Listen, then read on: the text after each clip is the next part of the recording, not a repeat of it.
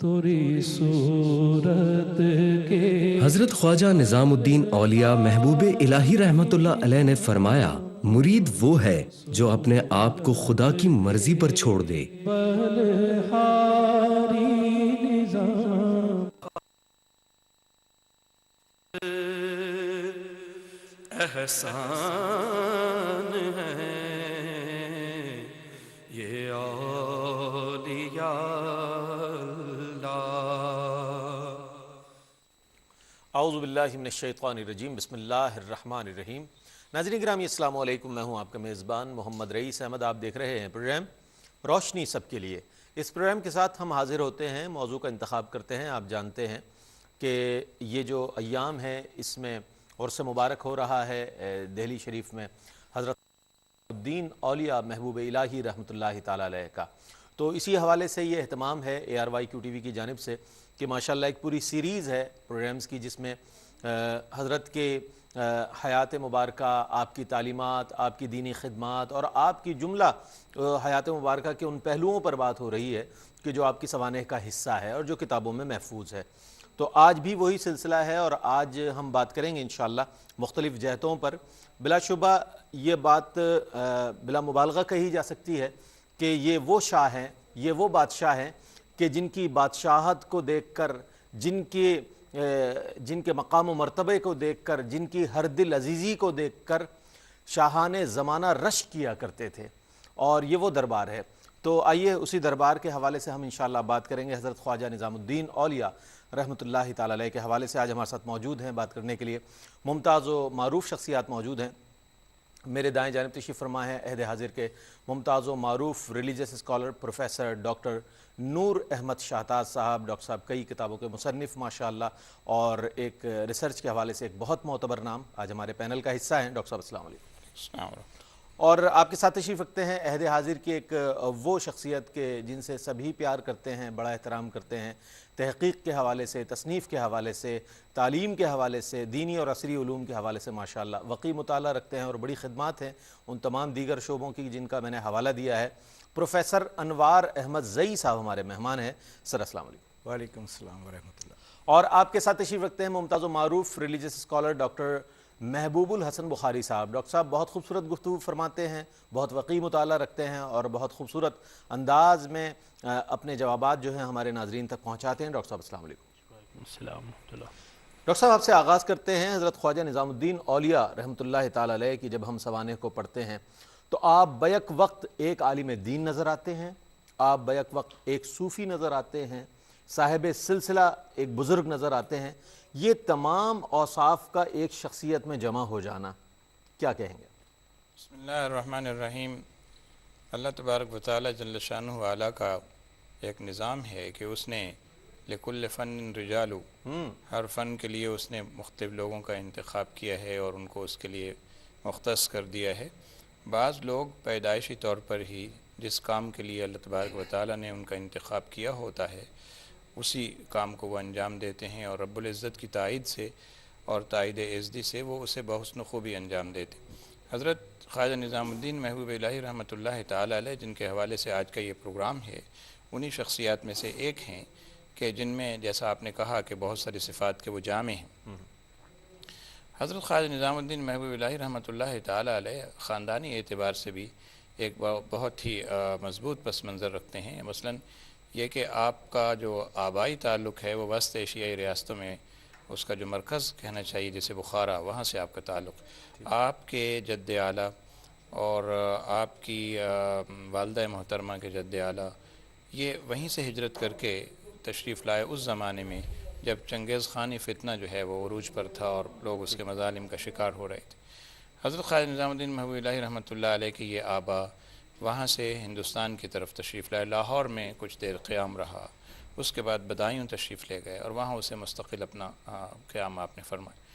تو وہیں حضرت خواجہ نظام الدین محبوب الہی رحمۃ اللہ علیہ کی ولادت جو ہے 636 ہجری میں ہوئی۔ اب آپ یہ دیکھیے کہ 636 ہجری سے اب تک کتنا عرصہ بیت گیا ہے، 700 سال سے زیادہ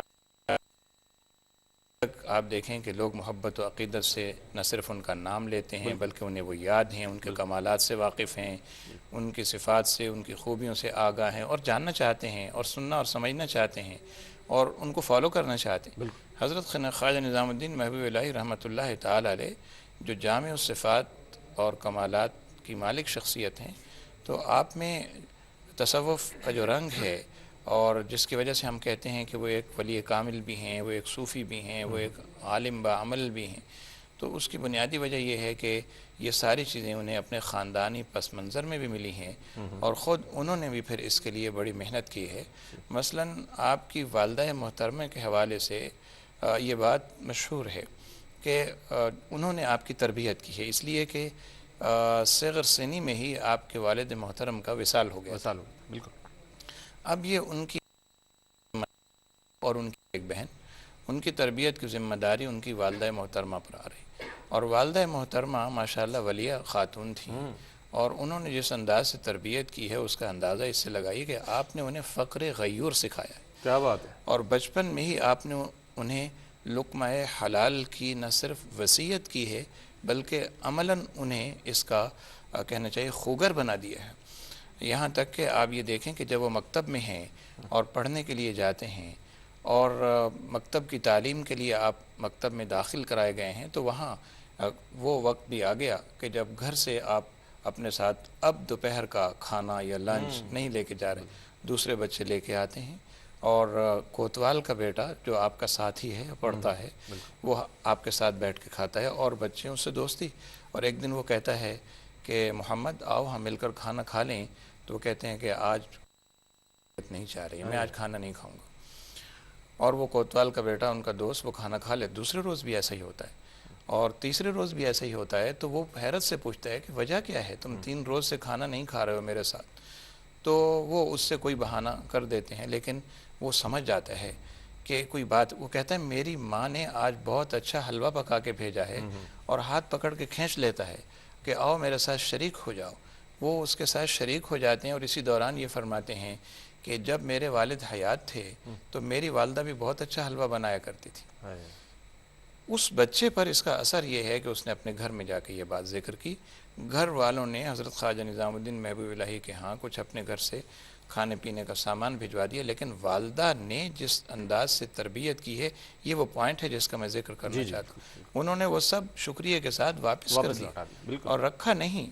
اور جب بیٹے نے پوچھا اماں جان آپ نے واپس کر دی، کہا بیٹا آج اللہ تعالیٰ نے ہمارے لیے رزق کا انتظام کر دیا ہے، اب تم کل جب لے کے جاؤ گے اپنے ساتھ اپنا توشہ دان، تو وہ بچہ یہ خیال کرے گا کہ ہمارا بھیجا ہوا کھانا لے کر آیا ہے، تو میں نے یہ مناسب نہیں سمجھا۔ کیا بات، کیا بات۔ اور پھر فرماتے ہیں کہ جب ہمارے گھر میں کھانے کے لیے فقر و فاقہ ہوتا تھا، کچھ نہیں ہوتا، تو والدہ کیا کہتی تھیں؟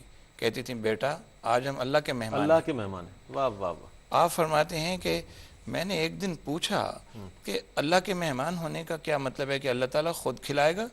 فرمایا بیٹا کل سے تمہیں بھوک لگی ہے؟ کہا نہیں۔ کہا پیاس محسوس ہوئی؟ کہا کچھ زیادہ شدت کی نہیں۔ کہا تو اللہ تعالیٰ کے کھلانے پلانے کا یہی مقصد ہے کیا بات۔ کہ وہ انسان کے اندر وہ چیز پیدا کر دیتا ہے، تحمل، برداشت، قناعت، توکل اور یہ ساری باتیں، تو یہ ساری خوبیاں اور صفات جو ایک ولی کی ہیں، آپ دیکھیے اس تربیت کا اثر ہے، اس کا اثر ہے، اور اسی لیے آپ صوفی باصفا بنے، جی آپ ایک سلسلے کے ایسے بزرگ بنے کہ جن کا آج ہم ذکر کر رہے ہیں، اور ایک عالم باعمل بنے۔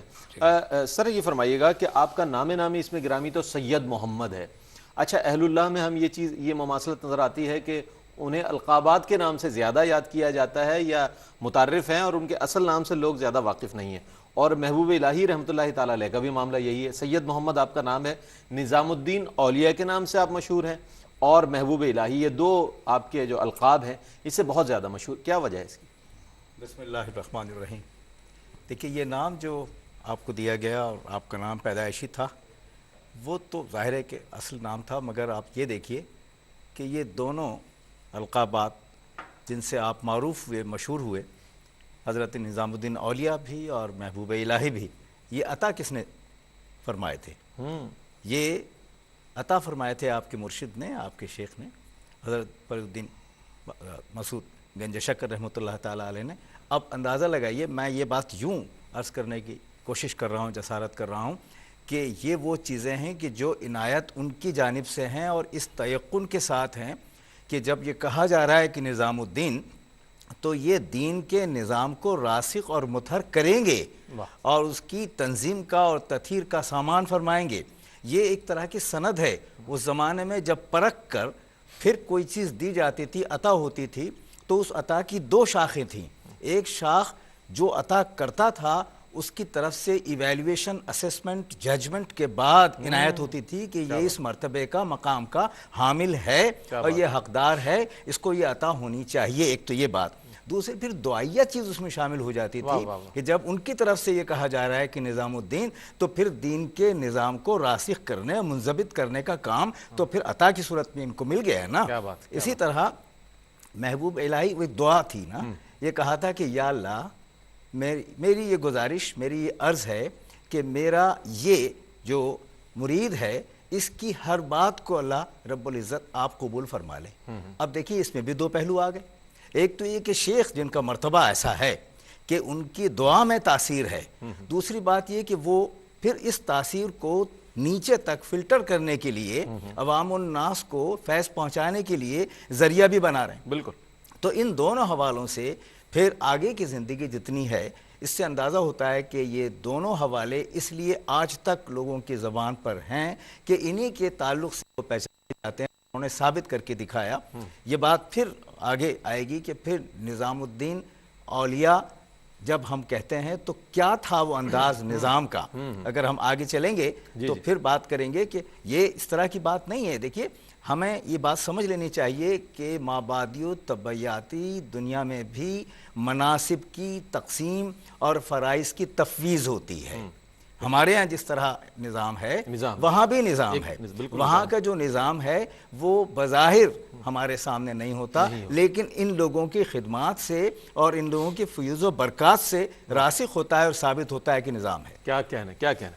اور ڈاکٹر صاحب جیسا کہ آپ کے مرشد پاک کا ذکر آیا، حضرت بابا فرید الدین مسعود گنج شکر رحمۃ اللہ تعالیٰ علیہ کا، اچھا ابھی بیعت بھی نہیں کی حضرت محبوب الہی رحمۃ اللہ تعالیٰ علیہ نے اپنے مرشد سے، لیکن اس کے باوجود اپنے مرشد کی جو محبت ہے وہ اس قدر زیادہ ہے، ابھی زیارت بھی نہیں کی، ابھی ملاقات بھی نہیں کی، ابھی بیعت بھی نہیں ہوئے، لیکن اس قدر زیادہ محبت اور ملنے کا اشتیاق ہے اس طرف بھی ہے، اور آپ کے مرشد کامل کو بھی اپنے مرید سے ملنے کا ایک اشتیاق ہے۔ یہ جو تعلق ہے مرشد کے ساتھ اور یہ جو کیفیت ہے، میں چاہوں گا اس کو کس طرح دیکھتے ہیں؟ دیکھیں ابھی تک جو گفتگو ہوئی وہ بہت ہی عمدہ ہوئی، اور جس میں جس بات کا اظہار کیا گیا وہ یہ کیا گیا کہ اللہ رب العزت کی محبت اور پھر اس کا ایک خاص طریقہ جو کہ سلسلے کے اندر ہوتا ہے۔ اس اگر پرسپیکٹیو میں رکھ کے دیکھا جائے تو یہ ٹو وے پروسیس ہے۔ جب تک کہ یعنی جو مرید ہے وہ اپنے شیخ کا ادب اور احترام اور اس کے اندر وہ لگن اور وہ جذبہ اور وہ شوق نہیں ہوگا، یعنی اللہ رب العزت سے محبت کا، اس وقت تک یہ ممکن نہیں کہ وہ فیض حاصل کر سکے۔ بالکل اسی طرح جو شیخ ہے اگر وہ ایک الفت اور ایک شفقت نہیں دکھائے گا یا وہ اس طرف توجہ نہیں کرے گا تو یہ بھی ناممکن ہے۔ تو جو ریلیشن شپ ہے ایک پیر کا اپنے مرید سے یا ایک مرشد کا اپنے چاہنے والے سے، اپنے سالک سے، وہ ایسا ہے جس کو آپ اس طرح ایکسپلین نہیں کر سکتے جیسا کہ آپ ایک استاد کا شاگرد کے ساتھ کلاس کانٹیکس کے اندر، یا دوسرے الفاظ میں یہ کہیے کہ جو اسکلز کو آپ دوسروں تک پہنچاتے ہیں اس حوالے سے، چونکہ ابھی گفتگو ہی روحانی اعتبار سے، اور یہ بتایا گیا کہ مابعد الطبیعاتی جو معاملات ہوتے ہیں ان کا بھی ایک نظام ہوتا ہے، ایک نظام ہے، اور اس پر یقیناً ڈاکٹر صاحب اگر آپ اجازت دیں تو ایک وقفہ لے لوں، اس کے بعد انشاءاللہ آپ کے جواب کو مکمل کر لیں گے۔ ناظرین ایک مختصر سا وقفہ ہے، وقفے کے بعد ہم حاضر ہوں گے آپ کی خدمت میں، ہمارے ساتھ رہیے گا۔ حضرت خواجہ نظام الدین اولیاء محبوب الہی رحمت اللہ علیہ نے فرمایا، راز فاش کرنے سے محرومی ہوتی ہے اور فاش کرنے والا کسی اور راز کے لائق نہیں رہتا، اس لیے راز اور سر الہی کو ظاہر کرنا نہیں چاہیے۔ خوش آمدید ناظرین، آپ دیکھ رہے ہیں پروگرام روشنی سب کے لیے۔ آج حضرت خواجہ نظام الدین اولیاء محبوب الہی رحمۃ اللہ تعالیٰ علیہ کے حوالے سے یہ خصوصی پروگرام آپ دیکھ رہے ہیں، اسپیشل پروگرامز ہیں۔ سوال یہ تھا ناظرین کہ مرشد اور مرید کا جو انٹریکشن ہے، جو تعلق ہے، اس پر بات ہو رہی تھی، اور جس طریقے سے حضرت محبوب الہی کے دل میں اپنے مرشد پاک کی محبت تھی اور آپ کا دل ان کی محبت میں گرفتار تھا، وہ کیا کیفیت تھی، اس حوالے سے میں چاہوں گا ڈاکٹر صاحب۔ اس حوالے سے ہو رہی تھی کہ یعنی حضرت نظام الدین اولیاء ابتداً جب انہوں نے علم حاصل کیا، علم دین حاصل کیا، تو اس وقت ان کی خواہش یہ تھی کہ وہ قاضی بنے، اور اس کے نتیجے کے اندر وہ یہ چاہتے تھے کہ مسلمانوں کو انصاف ملے، اور اس طرح وہ دکھی انسانیت کی خدمت کر سکیں، مسلمانوں کی خدمت کر سکیں، اللہ رب العزت کا کلمہ بلند ہو اور وہ نظام چلے۔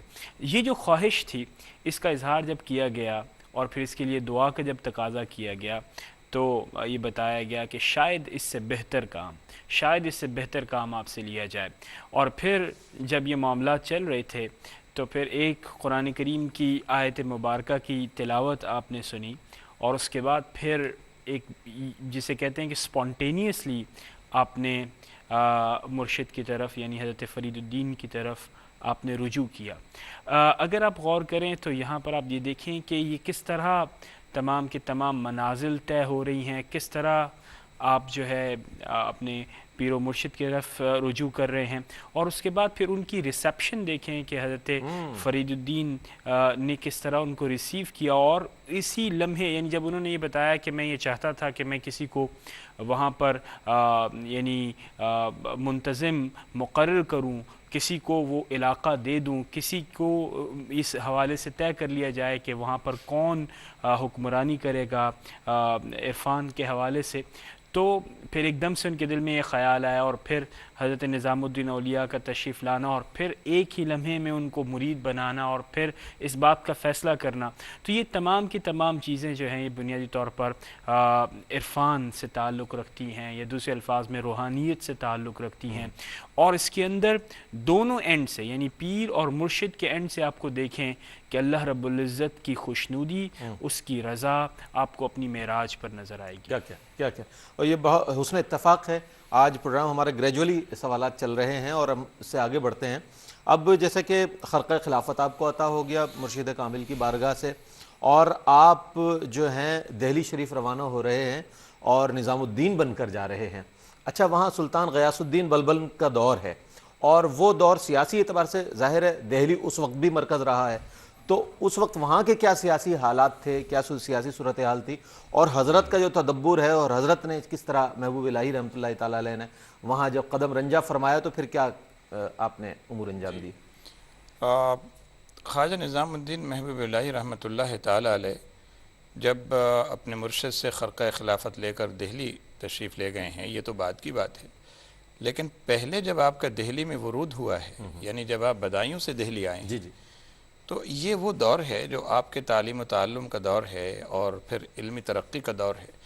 دلی میں قیام کے دوران آپ خود فرماتے ہیں کہ ہمارا جو گھر تھا وہ حضرت خواجہ فرید الدین مسعود گنج شکر رحمۃ اللہ علیہ کے بھائی حضرت نجیب الدین متوکل رحمۃ اللہ علیہ کے بالکل پڑوس میں تھا۔ اس کا نتیجہ یہ ہوا کہ ہم ان سے سنتے رہتے تھے حضرت کے بارے میں بہت سی باتیں، اور جیسے جیسے ہم سنتے تھے تو ہمارے دل میں حضرت کے بارے میں اشتیاق بڑھتا جاتا تھا۔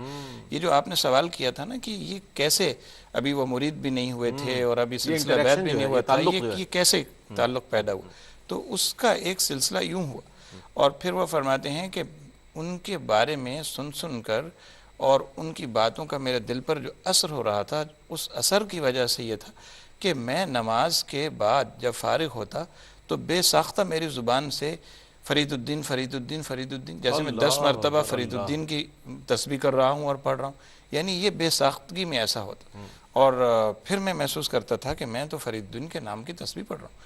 تو اتنی محبت غالب آ گئی تھی، گویا کہ حضرت خواجہ فرید الدین گنج شکر رحمۃ اللہ تعالیٰ علیہ کی طرف سے بھی اسی وقت سے توجہات جو ہیں وہ اس طرف ہو رہی۔ چنانچہ اس کے بعد پھر فرماتے ہیں کہ جب میں کوئی 20 برس کا ہوا تو اس وقت جو ہے بس پھر اشتیاق کی جو انتہا تھی وہ مجھے کشاں کشاں حضرت خواجہ فرید الدین گنج شکر رحمۃ اللہ علیہ کے آستانے تک لے گئی، جیسے ہی میں وہاں پہنچا، پھر جیسے ڈاکٹر صاحب نے کہا کہ آپ تو منتظر تھے گویا، اور آپ نے خرقہ خلافت بھی عطا فرمایا، اور پھر حکم دیا کہ میں نے تمہیں دلی عطا کی، اور تم جاؤ اور وہاں جا کر جو ہے وہ تصوف کے سلسلے کا کام جو ہے اس کو آگے بڑھاؤ۔ پھر آپ دلی تشریف لاتے ہیں۔ جب حضرت کی خدمت میں حاضر ہوئے تھے تو اس وقت کیفیت یہ تھی کہ آپ نے تو بچپن میں ہی، یعنی کہنا چاہیے کہ آپ کی عمر کو اس وقت 6-8 برس کی تھی کہ آپ نے فقہ کی بنیادی کتاب قدوری اس وقت تک ازبر کر لی تھی، اور اس کے بعد ترقی علوم میں بہت تیزی کے ساتھ جاری، اور 16 سال کی عمر میں آپ نے یہ جو متداول علم کا، جیسے آج کل ہم درس نظامی کی صورت میں لیتے ہیں، یہ سارا اس وقت تک اس کی تکمیل ہو چکی تھی۔ خدمت میں جو حاضر ہوئے تو اس وقت کیفیت یہ تھی کہ آپ کی شہرت یہ تھی کہ کوئی کہتا تھا کہ یہ بحاث ہیں، کوئی کہتے تھے یہ محفل شکن ہیں، کوئی کہتا تھا یہ منطقی ہیں، کوئی کہتا تھا یہ فلسفی ہیں۔ علم کا اتنا زیادہ کہنا چاہیے کہ آپ پر اس وقت جو اثر تھا، اور اس کی شہرت بھی تھی۔ لیکن جب دلی آپ کو مرشد نے بھیجا ہے تو اس عرصے میں آپ کی تربیت کی ہے، تب بھیجا۔ آپ فرماتے ہیں کہ جب میں مرشد کی خدمت میں حاضر ہوا اور مجھ سے پوچھا کہ کیا پڑھا ہے، تو میں جو کچھ پڑھ کے آیا تھا تو مجھے تو اس پر وہ فخر تھا نا کہ میں بہت کچھ پڑھ کے آیا ہوں اور مجھے بحاث کہا جاتا ہے۔ اور یہاں حضرت کی خدمت میں حاضر ہوتا نے فرمایا کہ اچھا ہوگا اگر ہم سے بھی کچھ کیا بات، کچھ پڑھ لو۔ چنانچہ انہوں نے جو سبق شروع کروایا تو وہ کیا تھا؟ عوارف المعارف، حضرت شہاب الدین سہروردی رحمۃ اللہ تعالیٰ علیہ کی تصوف کی معروف کتاب، 5 ابواب اس کے آپ نے سبقن آپ کو پڑھائیں۔ یہ تربیتی عمل تھا۔ اصل میں سبق پڑھانے کی، کتاب پڑھانے کی ضرورت نہیں تھی، بلکہ اس کتاب کے مضامین کے دوران جو روحانی تربیت چاہیے تھی وہ آپ نے فرمائی، اور اسی دوران پھر آپ نے تمہید ابو شکور سالمی آپ کو پڑھائی ہے۔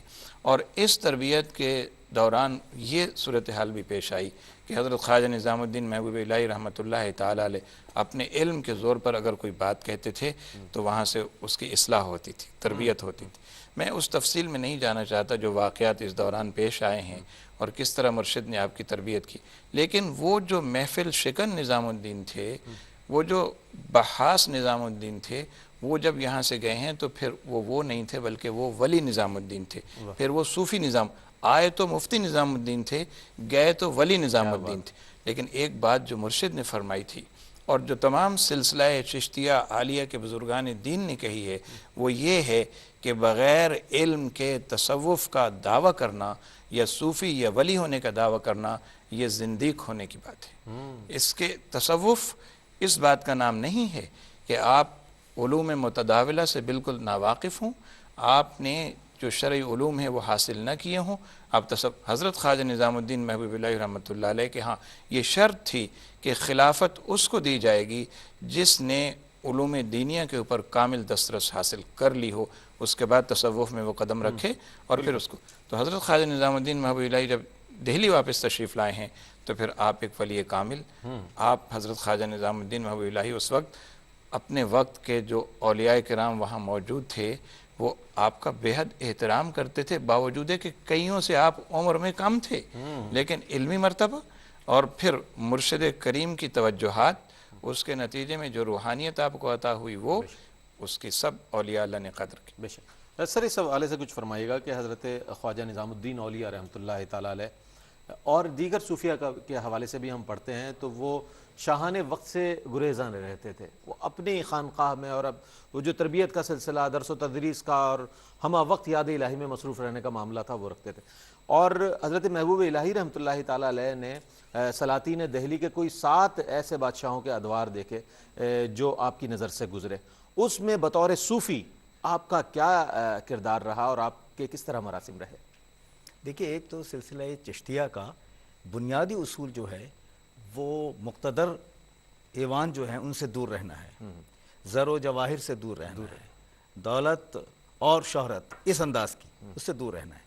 اس میں ایک بات بہت اہم یہ ہے کہ جب آپ وہ تشریف لا رہے تھے اور آپ کو رخصت کیا جا رہا تھا اور یہ متعین اور مقرر انداز میں آپ کو بھیجا جا رہا تھا دہلی، تو 3 چیزیں آپ نے فرمائی تھیں حضرت بابا فرید الدین گنج شکر رحمۃ اللہ تعالیٰ علیہ نے۔ ان میں سے پہلی چیز تو یہ تھی کہ توکل کو ہاتھ سے نہ جانے دینا، اور جب تم کسی دربار سے وابستہ ہو جاؤ اگر تو توکل جاتا رہتا ہے۔ تو پہلا تو یہی ہو گیا نا سبق۔ بالکل۔ دوسرا سبق یہ تھا کہ اپنے جو مخالفین ہیں ان کو راضی کرنا.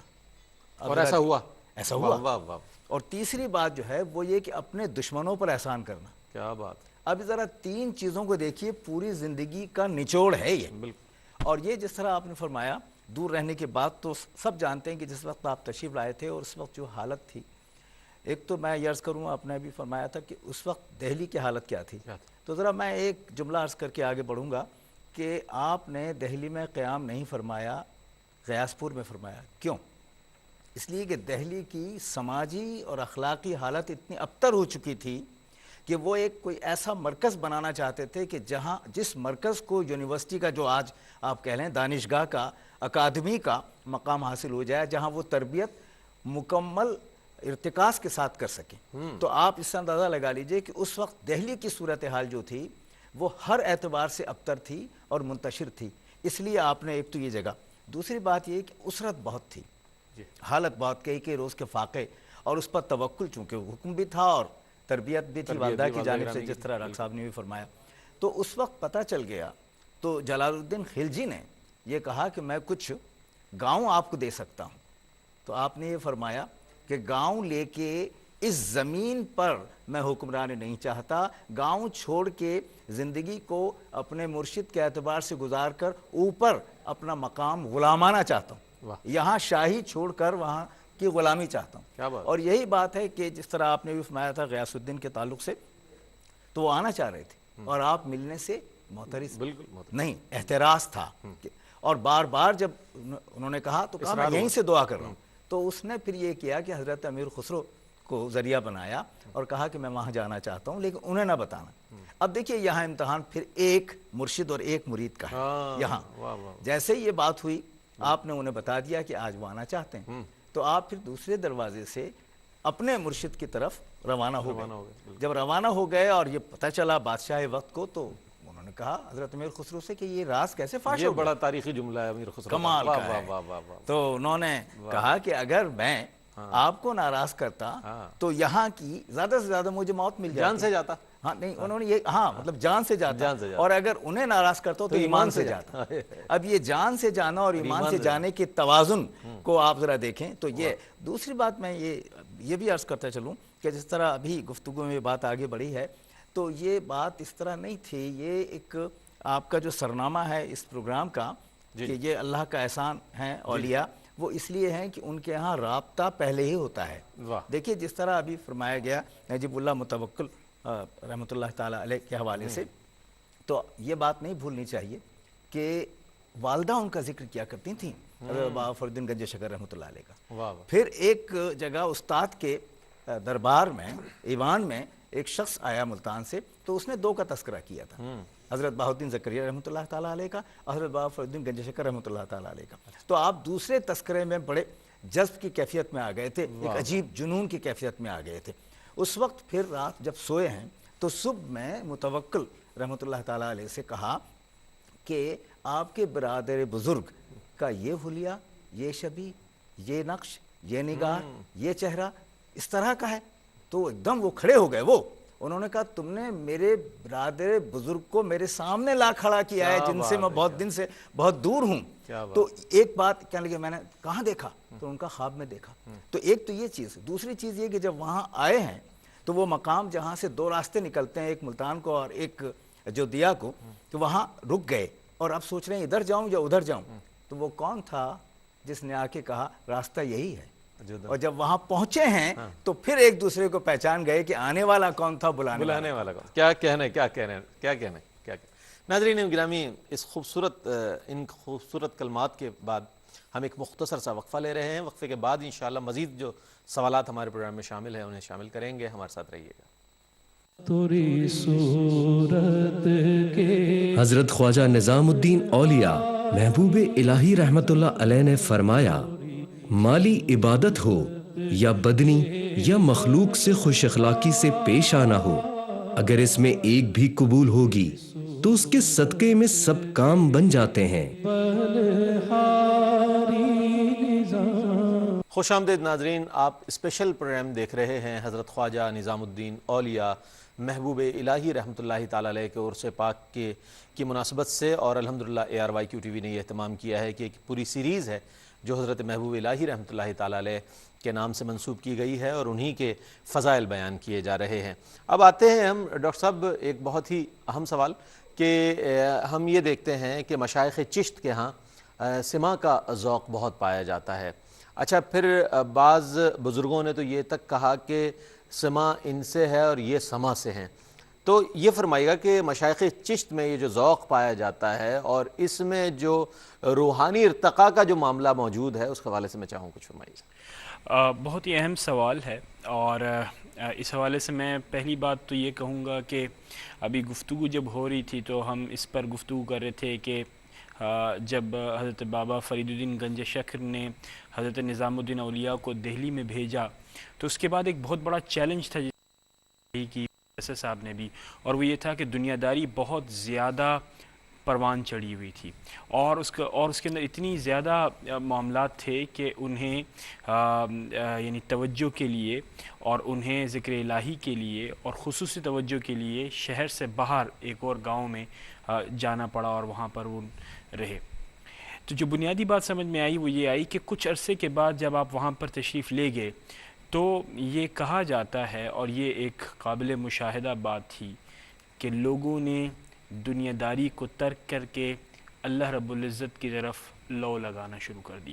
تو جو لٹمس ٹیسٹ تھا حضرت نظام الدین اولیاء کا دہلی کے اندر کہ آپ نے کس انداز میں کام کیا، تو اس کا لٹمس ٹیسٹ یہ تھا کہ لوگوں کے دلوں کا حال اس قدر بدلا کہ جو دنیا داری کا غلبہ تھا وہ بالکل 180 ڈگری چینج ہو کر اب دین کی طرف، اللہ رب العزت سے لو، اللہ رب العزت کا ذکر، اور اس کے اندر جو بنیادی اور کلیدی کردار ادا کیا وہ سماع تھا۔ یہاں پہ دو باتیں بہت زیادہ اہم ہیں۔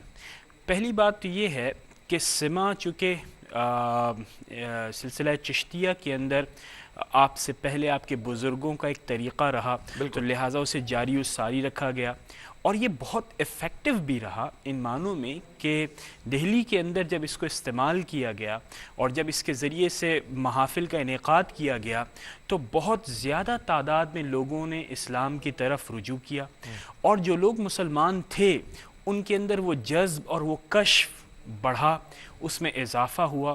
پھر جو پابندیاں محفل سماع کے اندر ہوتی ہیں، اور جو بالخصوص جو ہمارے بزرگ ہیں سلسلہ چشتیہ کے، انہوں نے جس ڈسپلن کا مظاہرہ کیا کہ محفل سماع کی کیا شرائط ہیں اور وہ ان کے کیا آداب ہیں، اس کو ملحوظ خاطر رکھتے ہوئے یہ بہت افیکٹولی اس نے انکلکیٹ کیا مسٹک ویلیوز کو، مسٹک کلچر کو، اور جو at the end of the day جو بہت زیادہ اہم بات تھی وہ یہ تھی کہ کیا مسلمانوں نے اللہ رب العزت کی طرف رجوع کیا یا نہیں کیا، کیا دین دنیا کے اوپر غالب آیا یا نہ آیا۔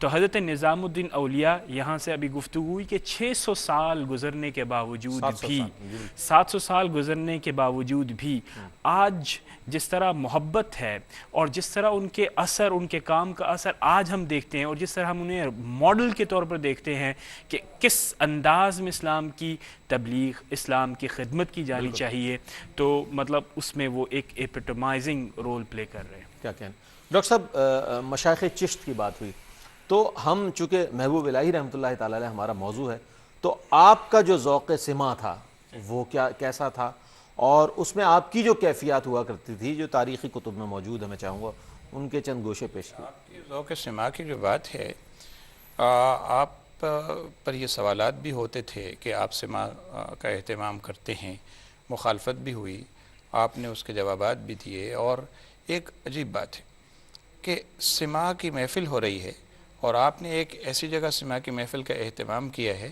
کہ جہاں ایک خیمہ لگوایا ہے آبادی سے ہٹ کر دوسری کسی جگہ پر، اور لوگ جوک در جوک اس میں آ گئے ہیں، شامل ہو گئے ہیں، اور سماع کی محفل جاری ہے، اور بادشاہ کے محتسب اس وقت کے جو قاضی وقت بھی تھے ضیاء الدین سنامی، وہ بھی اپنے ساتھ اپنے آفیسرز کے ساتھ آ گئے ہیں، اس لیے کہ بادشاہ سماع کا سخت مخالف تھا اور وہ کہتا تھا کہ یہ درست نہیں ہے، یہ حرام ہے۔ تو یہ آ گئے اس محفل میں، اور آ کے دروازے پہ کھڑے ہو کے قاضی نے یہ کہا کہ یہ قوالی بند کرو، اور حضرت نے اور آپ کے مریدین نے اور خادمین نے اور سماع سننے والوں نے اس کا کوئی نوٹس نہیں لیا، اور سماع کی محفل جائے۔ پھر اس نے دوسری دفعہ زوردار طریقے سے کہا، پھر بھی کوئی نوٹس نہیں لیا گیا اور سماع جائے۔ پھر تیسری مرتبہ اس نے کہا، اور اس نے کہا کہ اگر یہ بند نہیں کرو گے تو پھر ہم مجبور ہو جائیں گے کارروائی کرنے پر، اور تلواریں انہوں نے جیسے کہ نیام سے نکال لیں۔ اور اس کے بعد کیا ہوا کہ جب پھر بھی انہوں نے کوئی نوٹس نہیں لیا تو کچھ گالیاں اور اس طرح کے مغلظات کا سلسلہ شروع ہوا۔ حضرت نے پھر بھی نوٹس نہیں لیا، نہ آپ کے حاضرین نے، سماع میں ایسے مشغول تھے لوگ۔ انہوں نے کیا کیا کہ اس خیمے کی رسیاں کاٹنا شروع کر دیں۔ وہ جو بڑا ٹینٹ لگا ہوا تھا جس کے اندر یہ محفل، اس کی رسیاں کاٹنا شروع کر دیں تاکہ یہ ان کے اوپر گر جائے، اور پھر اس کے بعد از خود یہ سلسلہ ختم ہو جائے۔ تو وہ رسیاں ساری کٹ گئیں چاروں طرف کی، اور خیمہ کھڑا رہا اور وہ نہیں گرا۔ جب وہ نہیں گرا تو پھر قاضی نے کیا کہا؟ قاضی نے کہا، نظام الدین تم جانتے ہو، میں بھی جانتا ہوں کہ تم اللہ کے ایک نیک بندے ہو، ایک عالم بھی ہو، ایک ولی بھی ہو، ایک صوفی بھی ہو، تو تم مجھ پر اپنی کرامت ظاہر کرنا چاہتے ہو؟ حضرت خواجہ نظام الدین محبوب الہی رحمۃ اللہ علیہ نے اس وقت سماع کو بند کروا دیا، ہاتھ دونوں کھڑے کیے اور فرمایا کہ روک دو۔ اس وقت آپ نے فرمایا، میں تم پر کرامت ظاہر نہیں کرنا چاہتا، سماع میں اللہ کا ذکر ہو رہا تھا، ہم سب اللہ کے ذکر کی سماعت میں مصروف تھے، اس لیے ہمیں تمہاری اس گفتگو کا اندازہ ہی نہیں ہوا۔ رہا معاملہ یہ کہ تم نے جو کچھ کیا تو یہ اللہ تعالیٰ کے ذکر کی برکت سے یہ خیمہ بھی کھڑا رہا، کیا بات ہے، اور یہ قائم رہا۔ کیا بات ہے۔ اس کو بڑا غصہ آیا، اور اس نے جا کے بادشاہ کے دربار میں یہ شکایت کی کہ ایسا ایسا ہوا۔ لیکن اس کے بعد اگلے ہی لمحے جو صورتحال پیش آئی وہ کیا؟ قاضی کے ساتھ جانے والے اس کے دونوں بچے کسی ایسی ناگہانی بیماری میں گرفتار ہو کر 2 روز کے اندر انتقال کر گئے۔ قاضی خود بیمار پڑ گیا، اور جب آپ کو پتہ چلا کہ قاضی بیمار ہو گیا ہے، آپ اس کی عیادت کے لیے اپنے مریدوں کے ساتھ اس کے گھر تشریف لے گئے اور اطلاع بھجوائی کہ میں آ رہا ہوں بیمار پرسی کرنے کے لیے۔ قاضی نے کیا کیا؟ تھے وہ بھی قاضی شرع، عالم تھے، انہوں نے اپنا امامہ دیا اور کہا دروازے سے لے کر میری چارپائی تک بچھا دیا جائے، اور حضرت سے کہیں کہ اس امامے پر چلتے ہوئے تشریف لائیں۔ امامہ بچھا دیا گیا۔